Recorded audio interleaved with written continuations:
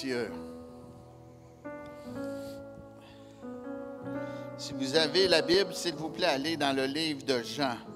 Jean 3, commençons au verset 14.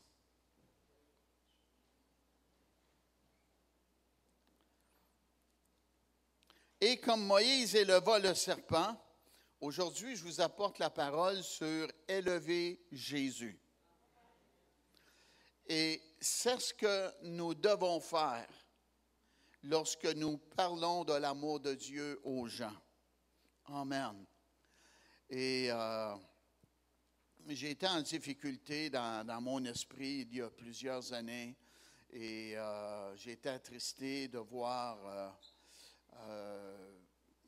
le progrès que j'aurais aimé avoir qui n'était pas là. Puis j'étais seul avec mon beau-frère dans l'auto et je me suis mis à pleurer après un culte. Et j'ai dit, je ne comprends pas. La Bible a dit, lorsqu'on va élever Jésus, qui va attirer les gens à lui, et c'est ce que je fais. Et mon beau-frère, lui, qui, je ne sais pas comment vous dire ça, là, c'est peut-être dur pour lui de s'énerver, là. C'est un Anglais, il a du descendant anglais, là. Il était assis à côté de moi. Il n'a pas dit grand-chose. Il dit, prêche encore.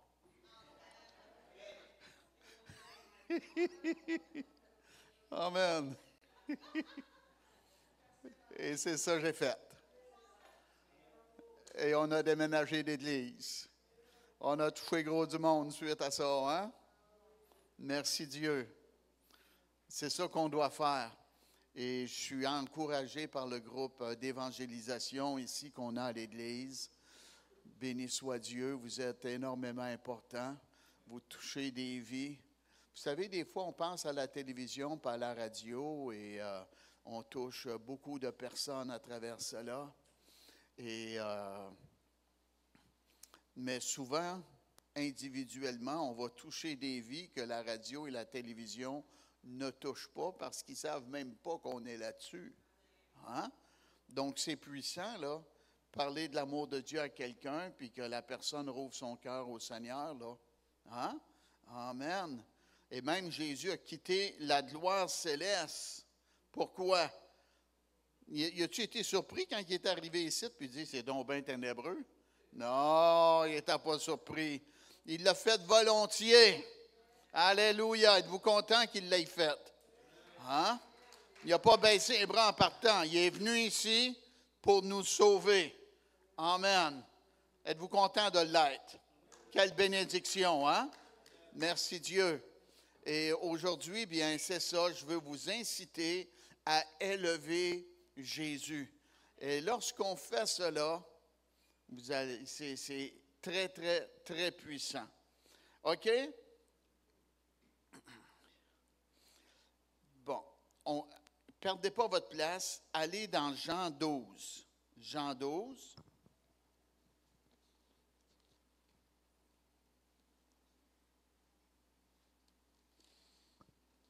Évangile de Jean, le 12e chapitre.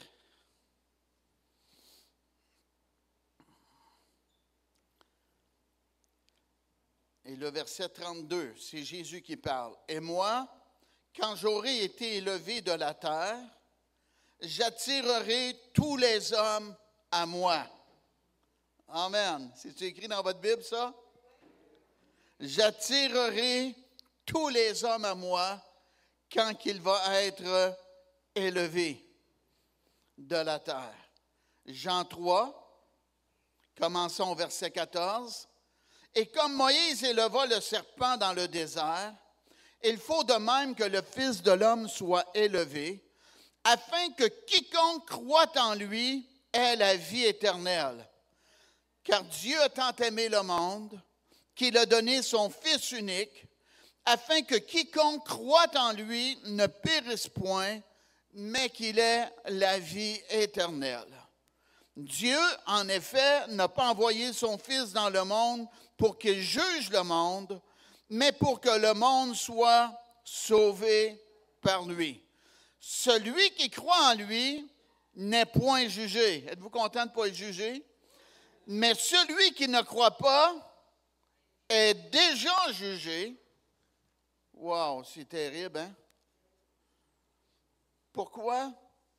C'est le pire des péchés, le pire des désobéissances qu'on peut faire à Dieu. C'est quoi? Parce qu'il n'a pas cru, être incrédule.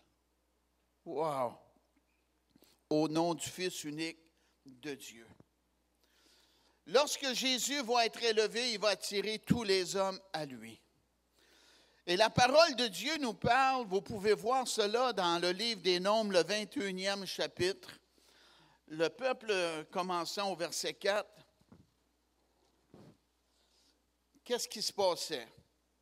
C'est que Moïse a libéré les Israélites du joug de Pharaon qui, les Israélites, le peuple hébreu, étaient esclaves.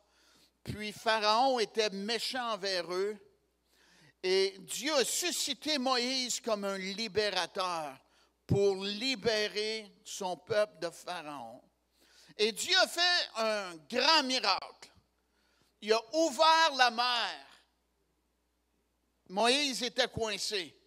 Il y avait la mer devant lui et Pharaon qui voulait avoir le peuple de Dieu comme esclave. Il a regretté de les avoir relâchés. Et là, bien, Moïse était pris entre la mer et entre Pharaon. Et là, qu'est-ce qu'on fait? Et Dieu, il dit, lève ton bâton. Et lorsque Moïse a levé son bâton, le bâton représente la croix de Christ.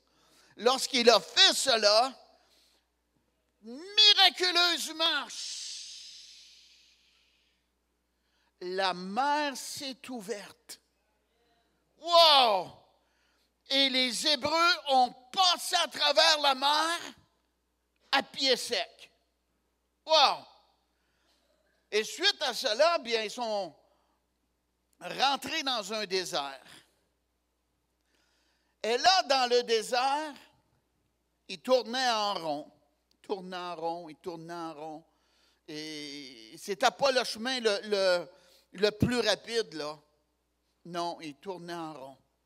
Et ils se sont impatientés contre Moïse et contre Dieu. Et Dieu leur donnait de la nourriture des anges. Ça s'appelle la manne céleste. 6 jours de temps, il y avait de la nourriture du ciel qui nourrissait le peuple de Dieu. Mais après des années, ils se sont tannés de manger cela. Puis ils ont critiqué contre la nourriture céleste que Dieu leur donnait à manger. Ils se sont mis à critiquer contre Moïse. Moïse, et ils ont critiqué contre Dieu également. Nous faire sortir de Pharaon, on était mieux là-bas, puis... Et là, il y a eu des serpents qui sont venus contre le peuple hébreu. Dieu a dit, vous avez péché, vous avez mal parlé de mon pasteur, je vous ai donné Moïse, et vous avez mal parlé de moi, et les serpents brûlants piquaient les gens, et les gens mouraient. Et oui. Et laissez-moi vous dire, j'ai été en vacances au Mexique, à Acapulco. La première fois que je rentre dans la mer, dans ce voyage-là, je rentre, je fais une distance. Ting! Me fait piquer un peu au-dessus de la semelle. Et là, je suis là. Oui, il t'est arrivé de quoi, là? T'as peur de te refaire piquer, hein? Tu connais pas ça? Bon, fait que je vais sortir. Fait que j'ai sorti. Et je boitais. Et j'ai été dans le sable et je boitais. Et là, qu'est-ce qu'on fait? Bon, je vais m'en aller à l'infirmerie. Où est l'infirmerie? Je ne sais pas. Fait que je pars, puis là, bien, finalement, je me rends à l'infirmerie et Linda n'est pas là. Et qu'est-ce qu'elle a fait pour me découvrir? Elle a suivi les gouttes de sang qu'il y avait à terre à cause que je m'étais fait piquer par une raie.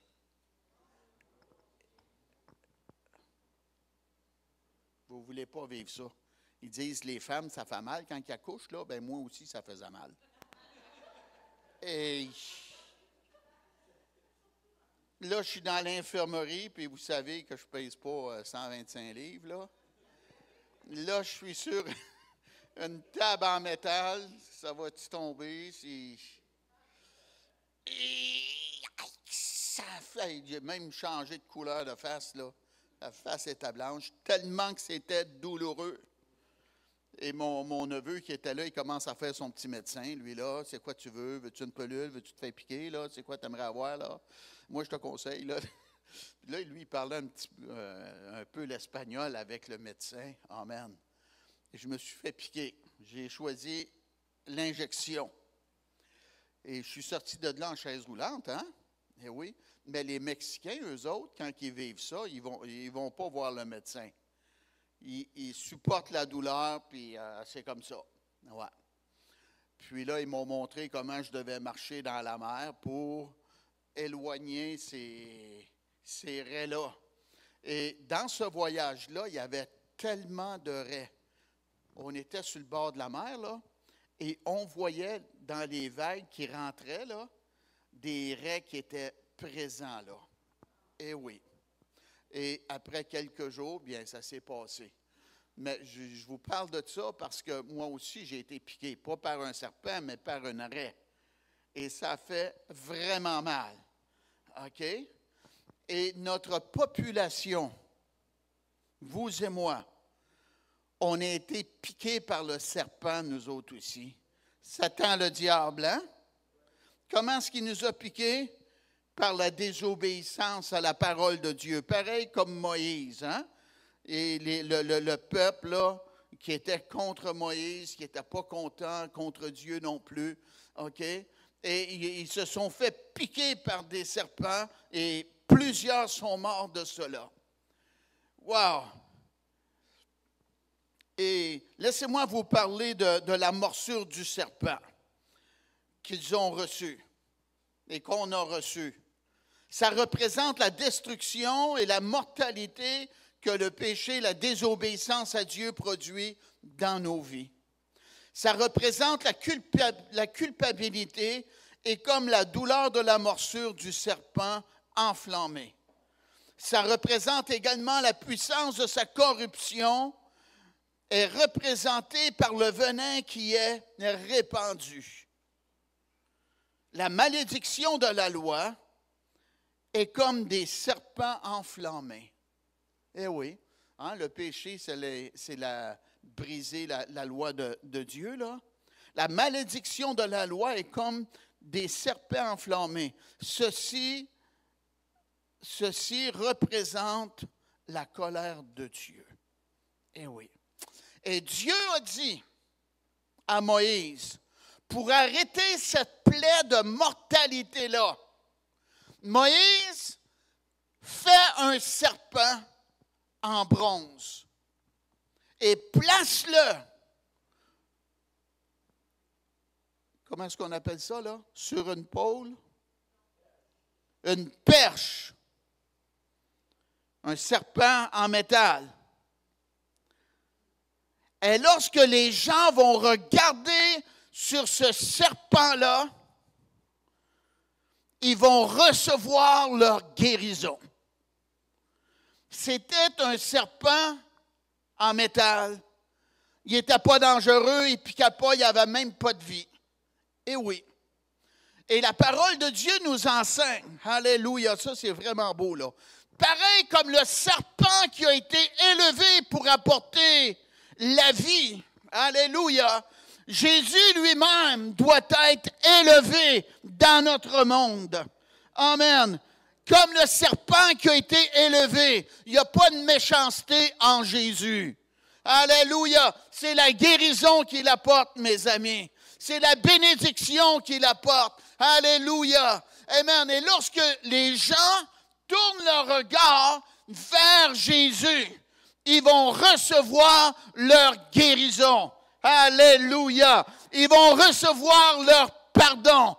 Ils vont recevoir leur libération de la culpabilité. C'est-tu beau, ça? Hey! Alléluia! Merci Dieu. Et Jésus a dit, amen, lorsque je serai élevé de la terre, j'attirerai tous les hommes à moi.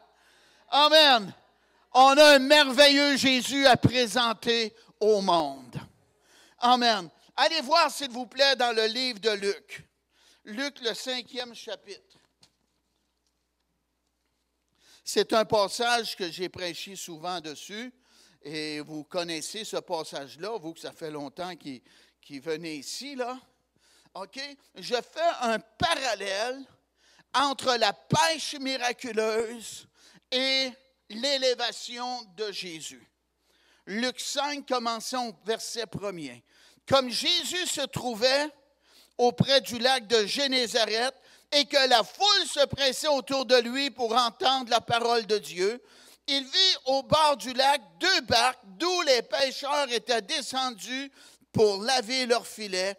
Il monta dans l'une de ces barques qui était à Simon, et il le pria de s'éloigner un peu de terre, puis il s'assit, et de la barque, il enseignait la foule. Il y a quelque chose qui est énormément important à comprendre dans l'évangélisation.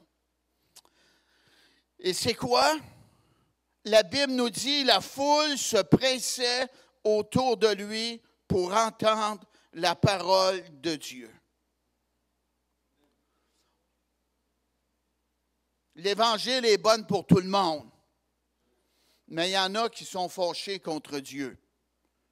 Vous allez vouloir leur parler de Jésus, puis ils peuvent te dire, moi je t'arrête drette là, ça ne m'intéresse pas. Eh oui, là, ils sont polis, ils vous disent ça de même, là. OK? Fait que qu'est-ce qu'on fait? On les harcèle-tu? Tu les laisses faire.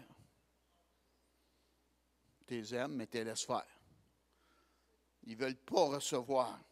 Puis si on continue, ça va créer un endurcissement puis une rébellion. Hein? Et envers nous aussi. Puis ils vont vouloir nous fuir après. Hein? Ici, c'était des gens qui se pressaient autour de Jésus pour entendre la parole de Dieu. Essayez de faire affaire avec le monde qui sont ouverts et qui sont intéressés à Jésus. Est-ce que l'idée est bonne? Et Jésus était parmi la foule, il était élevé, il était la personne clé. Et qu'est-ce qu'il a fait? Il enseignait la foule et les gens voulaient entendre la parole de Dieu. Qu'est-ce que nous avons, mes amis? Nous avons le livre des livres. Nous avons une parole qui nous vient du ciel. Et c'est ce que les gens ont besoin d'entendre. Ils ont besoin d'entendre la parole de Dieu. Et la parole de Dieu ouvre les yeux des aveugles spirituels. Amen. Elle apporte une conviction, ça démontre que l'homme est pécheur et qu'il a besoin de se repentir. Et ça démontre que Jésus est le chemin et c'est lui qui peut leur apporter le pardon et la grâce de Dieu dans leur vie et bouleverser et changer leur vie. Et le peuple de Dieu dit « Amen! Alléluia! Merci Dieu! » Et Jésus, qu'est-ce qu'il a fait? Il s'est assis dans une barque qu'il avait empruntée de Simon, de l'apôtre Pierre. Il s'est assis, puis il enseignait les gens. On doit être rempli de la parole de Dieu. C'est tellement important qu'on passe du temps avec la parole. Parce qu'il y a des gens qui vont avoir des questions, puis il faut qu'on sache leur répondre. Et si vous n'avez pas la réponse, vous leur dites, je ne le sais pas, je ne peux pas te répondre, c'est une bonne question. Hein?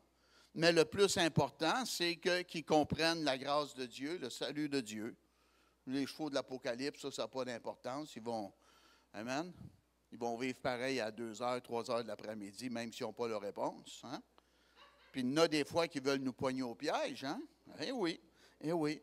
Et lorsqu'on lit la parole, lorsqu'on entend la parole rentre en nous, et la Bible nous dit que le Saint-Esprit va nous ramener à la mémoire la parole, qu'est-ce qu'on a à dire. Amen. Et la Bible dit, lorsqu'il eut cessé de parler, il dit à Simon, avance en pleine eau et jetez vos filets pour pêcher.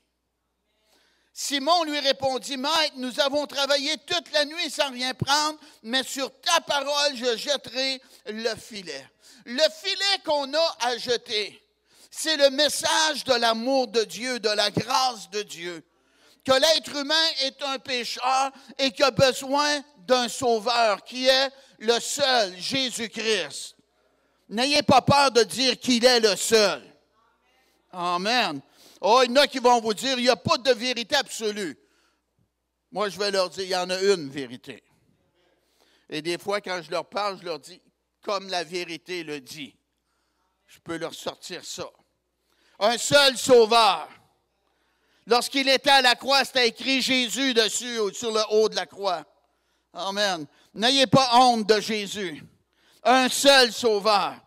Pas Bouddha, pas Krishna, pas Mahomet. Un seul sauveur. Jésus le Christ. Alléluia. L'apôtre Paul a dit, je n'ai point honte de l'Évangile. C'est la puissance de Dieu pour le salut de quiconque croit. Jetez le filet dans la mer du monde où les gens sont pécheurs, où ils sont perdus. Amen. C'est ça qu'on fait, nous autres, avec la radio, puis avec la télévision, puis l'Internet. Le monde va là-dessus. On rejoint des gens. Merci Dieu. Je ne leur parle pas de mon automobile, je leur parle de l'amour de Dieu. Je leur apporte la parole de Dieu. Vous connaîtrez la vérité vous rendra libre. Et si donc le Fils vous affranchit, vous serez réellement libre. Amen. Et là, bien, on peut voir une autre pêche miraculeuse dans la parole parce que Dieu n'est pas limité à une. Ils avaient travaillé, ils n'avaient rien pris, et Jésus a dit, jetez le filet à droite. Il faut être conduit par le Saint-Esprit, conduit par Jésus. Et Dieu sait où sont les pécheurs qui ont besoin de se repentir et des gens qui sont prêts à ouvrir leur cœur. Alléluia. Amen. Laissez-moi vous dire, vous pouvez là, moi j'ai fait ça là, j'allais témoigner avec un homme quand on a ouvert l'église, là, c'était une expérience personnelle. Puis il me dit, ah ouais Daniel, je suis en arrière de toi. C'est à moi qui cognais à la porte. Ah ouais, Daniel, je suis en arrière de toi, là. Amen. Et qu'est-ce qu'on peut faire? C'est on prie Dieu de nous conduire où ce que des gens ont le cœur disposé à recevoir la parole. Vous ne le savez pas, là. Mais il y a des gens qui peuvent dire à 9h15 le matin, Dieu, si tu existes, envoie-moi quelqu'un qui va me parler de toi aujourd'hui. Ah oui, ça arrive des choses comme ça. Et là, vous voilà, conduit par Dieu. Amen. Avec un beau sourire. C'est que tu as à rire. Je suis tellement content. Content de quoi? Ben, j'ai ouvert mon cœur à la grâce, à l'amour de Dieu et ma vie a changé. Amen. Wow! Et là, vous ne savez pas, vous pouvez conduire quelqu'un au Seigneur. Amen. Et une des façons qui rouvre le cœur des gens à Dieu, c'est lorsqu'ils vivent de l'adversité. Oui. Quand la vie est trop belle, ils n'ont pas besoin de Dieu. Ils ne pensent pas, eux autres, tout est beau, moi je suis fort, je suis capable moi-même, moi, pas besoin de béquilles, bon. Mais lorsque le divorce frappe, lorsque la maladie arrive, lorsque la famille se divise ou qu'il y a une chicane familiale et que le cœur est attristé, amen, on a une bonne parole, un bon message à apporter. Jésus est venu pour guérir les cœurs brisés. Hein? Et là, les gens vont être plus portés à écouter qu'est-ce qu'on a à leur dire. Wow! Combien il y a de gens dans la Bible qui ont rencontré Jésus parce qu'ils étaient malades? Êtes-vous d'accord avec moi? Tous ceux qui touchaient son vêtement étaient guéris, hein? Amen. Donc, à travers l'adversité de tous les jours, ça rouvre le cœur des gens envers le Seigneur. On apporte une espérance. On apporte une bonne nouvelle, mes amis. Amen. Et là, bien, c'est ça. Ils ont jeté le filet à droite. Je reviens à l'autre témoignage. Et ils ont pris une quantité de poissons. Êtes-vous content que le bon Dieu ne nous appelle pas à faire des œuvres mortes, mais des œuvres avec sa bénédiction? Wow! Et là, ça nous dit, l'ayant jeté, ils prirent une grande quantité de poissons et leur filet se rompait. Ils firent signe à leurs compagnons qui étaient dans l'autre barque de venir les aider. Ils vinrent et ils remplirent les 2 barques au point qu'elles enfonçaient. Qu'est-ce que ça veut dire? Ça veut dire que la croissance va apporter un déséquilibre. Ça va nous faire sortir de notre zone de confort. Eh oui, la croissance va apporter des difficultés. La croissance apporte des luttes. Eh oui. Vous impliquez un changement et les gens ne sont pas habitués à cela. Il y a des nouvelles portes qui vont s'ouvrir, des nouvelles façons de faire. Vous n'êtes pas habitués à cela. Donc, ça l'amène des troubles, des problèmes. Mais, ça l'amène le sourire également. Amen. Une personne inarrêtable. Savez-vous, c'est quoi ça, une personne inarrêtable? Hein? C'est quelqu'un qui vit hors de sa zone de confort et qui est prêt à relever les défis désagréables qu'il doit affronter afin de pouvoir progresser et monter vers de nouveaux sommets avec Dieu. Il y a des gens qui vont dire, non, moi je ne veux pas ça. Moi je veux être confortable. Là. Hein? J'agaçais ma soeur Fernande, elle était âgée, puis je voulais qu'elle joue comme les Noirs américains. Elle disait, je ne veux pas le savoir comment. Je ne veux pas jouer comme ça. Je ne veux pas l'apprendre. Hey, Fernande, tu devrais avoir de moi. Je ne veux pas le savoir. Elle voulait rester dans sa zone de confort. Et wow, il y a gros du monde qui sont comme cela. Ils regardent l'autre briller, prospérer, la bénédiction est là. Hey, j'aimerais ça, moi aussi. Oui, mais il faut que tu payes le prix que lui a payé pour être là et où elle a payé pour être là. Amen.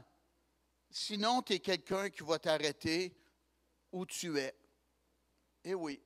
Fait que faut être capable de relever les défis. Wow! Leur filet se rompait et ça nous dit que les 2 barques au point qu'elles enfonçaient. Ça nous fait sortir de notre zone de confort, le progrès, la bénédiction.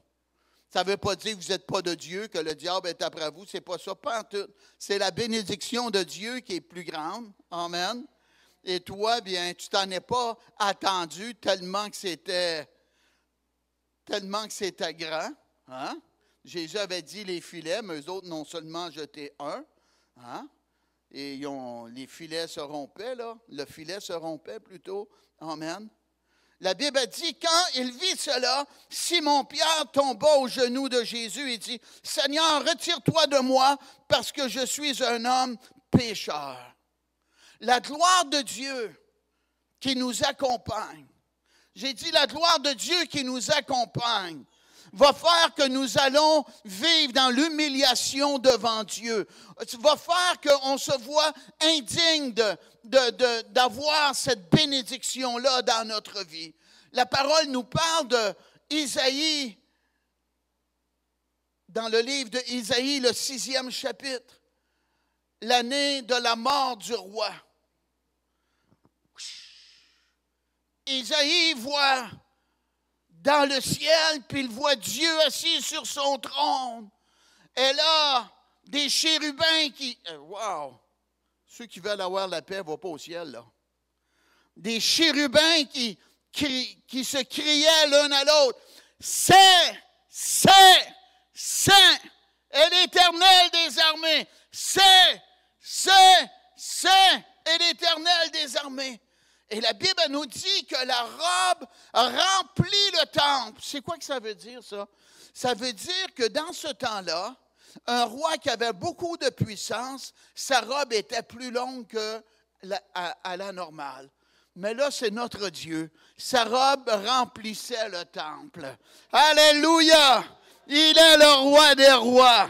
Il est le Seigneur des seigneurs. Oh, Isaïe a vu cela. Et Dieu pose la question, qui enverrai-je? Et il répond, envoie-moi. Frères et sœurs, attendez pas que le Seigneur vous le dise, va. Il l'a déjà dit dans Marc 16 et le verset 15. Allez par tout le monde et prêchez la bonne nouvelle. Vous ne vous tromperez pas en parlant de Jésus à quelqu'un. J'ai dit, ferme-toi et garde ça pour toi. Bon, OK. La porte est fermée. Il y en a d'autres qui veulent. Amen. Ce n'est pas vous qui rejetez, hein? C'est le message. Vous auriez pu y parler de poutine, puis de nourriture, puis de vacances, si vous aurez écouté, puis peut-être à rembarquer. Mais là, vous parlez de Jésus, oh, ça ne l'intéresse pas. Hein? Eh oui. Fait que la gloire de Dieu, la manifestation, la bénédiction de Dieu a touché le cœur de l'apôtre Pierre. Et je reviens à Isaïe. Dieu dit, qui enverrai-je? Il dit, envoie-moi. Et après cela, il dit, je suis un homme dont les lèvres sont impures. J'ai menti, il n'était pas correct, j'ai mal parlé. Je suis un homme qui a les lèvres impures. Je suis indigne d'être ton serviteur, d'apporter ton message, ta parole. Et là, il y a un être céleste qui touche sa bouche. Et Dieu dit, ton iniquité est enlevée. Êtes-vous content que vos péchés ont été enlevés? Que vous pouvez être un ambassadeur de Jésus? Un porteur de la bonne nouvelle, de l'amour de Dieu à un monde perdu? Wow! Moi, je suis encore passionné pour parler de Jésus. L'évangéliste Jamie Swaggart est décédé au début du mois, puis faites attention quand vous écoutez sur Internet. Des fois, je parlais avec ma femme, elle disait, ça, c'est du mensonge. Ça, c'est pas vrai, c'est du mensonge, ça. Je la trouve bonne pour discerner ça. Mais, oui. Mais j'ai été moi-même aussi, là, sur Internet. Puis il y en a qui ont fait un rapport du service funèbre avant même qu'il ait lieu. Ils sont prophétiques, coudonc. C'est terrible, hein? Wow! Hein? Qu'est-ce que je voulais vous dire, c'est qu'il y a eu des hommages de fait de cet homme-là. Et cet hommage était qu'il était passionné pour Dieu. Son épouse a dit, il a mis la main à la charrue. La Bible dit, hein, Jésus l'a dit, quelqu'un met la main à la charrue qui regarde en arrière, il n'est pas propre pour le royaume. Hein? Elle a dit, il a mis la main à la charrue, puis il n'a pas relâché la charrue. C'est-tu beau, ça? Amen. Merci Dieu. Baissez pas les bras avec Jésus. Uh-huh. Wow. OK. Pierre a été époustouflé, dépassé par la bénédiction. La Bible nous dit, l'épouvante l'avait saisi. Et Dieu a dit à Pierre, au verset 10, « Alors Jésus dit à Simon, ne crains point, désormais tu seras pêcheur d'hommes. » Et ayant ramené les barques à terre, ils laissèrent tout et le suivirent. Et oui, la plus grande chose qu'un être humain peut faire, c'est d'être un pêcheur d'hommes. C'est d'être quelqu'un qui va parler de l'amour de Dieu. Quelqu'un qui va parler de l'amour de Dieu à d'autres personnes. Et on peut voir cela dans l'Évangile. Jean-Baptiste. Des fois, on ne sait pas quoi dire pour évangéliser, parler de l'amour de Dieu. On est coincé, on ne sait pas quoi dire. Allez-y avec votre simplicité. Eh oui, les gens venaient dans le désert où Jean-Baptiste était. Il y en a des fois qui trouvent ça loin de venir à l'église ici. Moi, je trouve que ça vaut le détour. On est béni, hein? On change d'atmosphère. Moi, j'aime ça, là. Et le monde allait dans le désert pour se faire baptiser par Jean. Eh oui. Et Jean-Baptiste, qu'est-ce qu'il a dit lorsqu'il a vu Jésus à quelques reprises? Il a dit, « Voici l'agneau de Dieu qui ôte les péchés du monde. » Amen. On apporte espérance aux gens. André dit à Simon, « Nous avons trouvé le Messie. » Et il le conduisit vers Jésus. Amen. C'est peut-être comme ça. Moi, je suis tellement content, j'ai découvert Jésus. Amen. Et qu'est-ce qui est arrivé? Il le conduisit vers Jésus. Nous autres aussi, Dieu, il a une belle vie pour toi. Amen. Il n'est pas contre toi, il veut te faire du bien. Amen. Il veut te faire un buzz de lui dans ta vie, là. Amen. Veux-tu ouvrir ton cœur à la grâce de Dieu? Philippe, Jésus a dit, « Suis-moi. » C'était pas grand-chose, hein? Mais il a dit, « Suis-moi. » Suivre Jésus.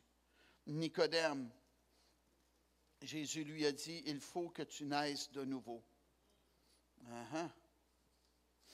Et l'apôtre Pierre a été envoyé, c'est un drôle de nom, un dénommé Corneille.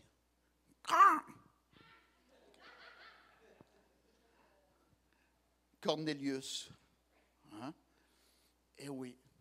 Encore là, c'était qui? C'était quelqu'un qui cherchait Dieu. C'était quelqu'un qui était pieux.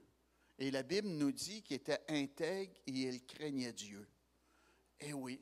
Et Dieu a vu son cœur à Corneille. Il lui a parlé par un ange. Puis il a dit, fais venir un dénommé Pierre. Il est là-bas. Et Pierre, Dieu l'a préparé parce que dans ce temps-là, l'Évangile ne devait pas être présenté à tout le monde, seulement aux Juifs. Mais là, Dieu a donné une vision à l'apôtre Pierre. Il y avait des quadrupèdes, des reptiles dans la nappe. Et Dieu a dit, tue et mange. Et ça représentait les nations, la race humaine. Tout le monde a besoin de la grâce de Dieu. Amen. Et après cette vision-là, l'apôtre Pierre a été obéissant et il s'est rendu chez Corneille. Et Corneille avait un cœur pour Dieu. Et il dit, voici qu'est-ce qui m'est arrivé. Maintenant, tu es là. Dis-nous qu'est-ce que le Seigneur te dit de nous dire. Amen. Pareil comme Jésus, il donnait la parole, hein? Amen. Et là, l'apôtre Pierre a parlé et le monsieur, le centenier romain Corneille, a ouvert son cœur à la grâce de Dieu et sa famille également. Et la Bible nous dit qu'ils ont été baptisés. Et oui, ça c'est énormément important, le baptême. Pourquoi? Parce que c'est une confirmation, c'est un engagement qu'on prend envers Dieu. La Bible dit celui qui croira et qui sera baptisé. Ici, dans la province, ils ont fait ça à l'envers. Ils baptisent les enfants qui ne croient pas. Hein? Puis après, ils se convertissent au Seigneur. Puis il y en a qui vont dire, je n'ai pas besoin de ça. Je l'ai été quand j'étais enfant. Ils n'ont pas compris encore. Celui qui croira et qui sera baptisé sera sauvé. Amen. Donc, on entend le message de l'Évangile, on y croit. Et là, on dit, oui, je veux m'engager envers Dieu. Je veux démontrer aux gens ma foi que maintenant, j'ai décidé de suivre Jésus.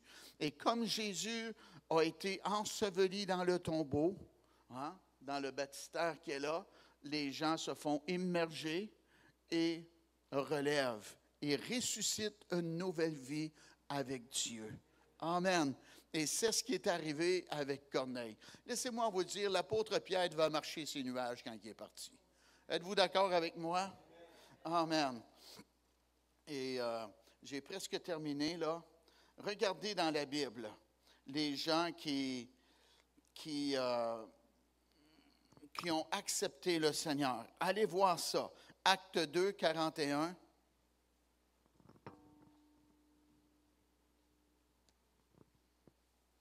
Acte 2, 41. Je m'excuse, moi je crois dans mon message que je vous apporte et quand je prêche la parole, et pour moi ça a de l'importance que vous comprenez. Hein? C'est correct? Acte 2, 41. Ceux qui acceptèrent sa parole à l'apôtre Pierre au jour de la Pentecôte, quand que le vent a soufflé et que les gens se sont mis à parler en d'autres langues, là, wow, les gens, ils ont dit, ils sont Yves, en québécois, ils diraient des fous, OK? Et l'apôtre Pierre leur a dit, c'est vous qui avez crucifié Jésus. Ben là, qu'est-ce qu'on fait? Ben, repentez-vous et convertissez-vous afin que vos péchés soient effacés, OK? Et la Bible, elle nous dit, ceux qui acceptèrent sa parole furent baptisés et en ce jour-là, le nombre des disciples s'augmenta d'environ 3000 âmes. Wow! Ah, il devait avoir des gros bras à la fin de la journée, hein? Baptiser 3000 personnes, là. Regardez les disciples, quelle sorte de personnes. Ils démontraient du fruit. Tu sais, quelqu'un qui dit qu'il a accepté le Seigneur puis qu'il ne change pas, refait la prière, viens à Jésus, là, ça ne marche pas, là. Hein? Tu penses que ta lumière est allumée puis c'est sombre, là. Tu manques de courant quelque part, là. Hein? Et c'est la même chose. Quand on vient à Jésus, il va y avoir du changement. Il y a qu'un qui ne change pas, c'est Dieu parce qu'il est parfait. Chaque autre personne va avoir du changement dans leur vie. La Bible dit, ils persévéraient dans l'enseignement des apôtres, dans la communion fraternelle, dans la fraction du pain et dans les prières. Voyez-vous, c'était des gens nés de nouveau, nés de Dieu, là. Ils priaient, puis ils persévéraient dans l'enseignement. Il y avait une faim pour Dieu. La Bible nous dit, la crainte s'emparait de chacun. Et il se faisait beaucoup de prodiges et de miracles par les apôtres, les hommes de Dieu. Amen. Dieu les utilisait pour faire des miracles. La Bible nous dit, tous ceux qui croyaient étaient dans le même lieu. Ils avaient tout en commun. Amen. Il y avait un cœur d'unité. Ils partageaient la bénédiction. Wow, c'était tellement fort. Ils vendaient leurs propriétés et leurs biens. Et ils en partageaient le produit entre tous selon les besoins de chacun. Wow, c'est-tu beau ça? Un amour sincère pour leur prochain. Hey, c'est-tu puissant l'Évangile? Croyez-moi que c'est puissant. Et ça dit, ils étaient chaque jour tous ensemble, assidus au temple. Ils rompaient le pain dans les maisons et prenaient leur nourriture avec joie et simplicité de cœur. Amen. Je pourrais continuer, là, mais le message est passé. Amen. Donc, élevons Jésus. C'est lui qu'on a besoin d'élever. Présentons Jésus qui est capable de les secourir, de les aider dans leurs besoins. Amen. Et aidez-les à ouvrir leur cœur à la grâce, à l'amour de Dieu. Amen.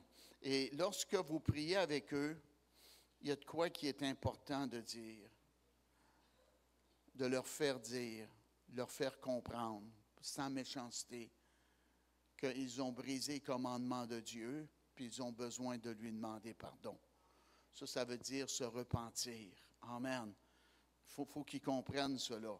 N'importe qui peut dire Jésus, pardonne-moi, puis il ne veut pas changer de vie, mais il faut qu'ils comprennent qu'est-ce qu'il fait. Ça, c'est énormément important. Et quand ils comprennent, puis qu'ils veulent le faire, là, ça va demeurer. Dites Amen. Amen. Alléluia. Levez-vous, s'il vous plaît. Béni soit Dieu, Pasteur Luc, s'il vous plaît. S'il y a des gens qui sont nés de nouveau ici, puis que vous n'avez pas été baptisés et que vous voulez l'être, bien, on a un cours pour vous informer. J'ai fait ça rapidement, là. Amen. Et c'est important. Même Jésus, il s'est fait baptiser à l'âge de 30 ans par Jean dans le Jourdain, là. Amen. Ça témoigne au royaume des ténèbres. Tu m'as perdu. Je suis avec Jésus. Regarde-moi, ma vieille vie est morte. Maintenant, je ressuscite une nouvelle vie pour la gloire de Dieu. Et le peuple de Dieu dit, Amen. Alléluia. Béni soit Dieu. Moi, je suis disponible à m'accorder avec vous si vous avez des requêtes de prière, des besoins de guérison, délivrance, d'un miracle. Amen. Vous êtes oppressés. Amen. Je suis disponible avec notre frère Arthur pour prier, notre évangéliste Daniel également. La Bible dit, priez les uns pour les autres. Je ne veux pas retenir les gens. Amen. Merci d'être venu. Béni soit Dieu. On a eu un bon temps avec le Seigneur, hein? Merci Dieu. Alléluia. Père, au nom de Jésus, merci pour ta parole qu'on a entendue, ce pain de vie. Merci pour Jésus que tu as envoyé. Oui, il a été élevé à la croix sur Golgotha, le seul sauveur. Il est notre source de joie. Il est la plus grande bénédiction de toutes dans notre vie. Merci Dieu pour ton amour envers chacun de nous. Protège-nous sur notre chemin de retour. Qu'on passe une belle semaine avec toi, ô Dieu. Tu vois ceux qui vont porter ta parole prochainement. Inspire-les par le Saint-Esprit, qu'ils aient le bon message à donner, ô Dieu. Au nom puissant et merveilleux de Jésus. Amen. Alléluia. Merci d'être venu. Saluez-vous avant de partir.